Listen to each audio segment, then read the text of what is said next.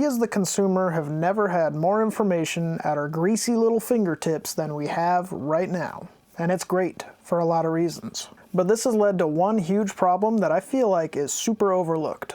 Creators are all biased. Every single one. And let's add to that, companies are scummy. And you know what? It's too easy for creators to favor money and brands over their viewers.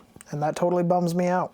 That's what we're talking about today. Stick with me on it. It's going to be worth your while and it won't take too long. And maybe there's going to be a little something for you tucked away. So today I was planning on unboxing this laser that I was sent.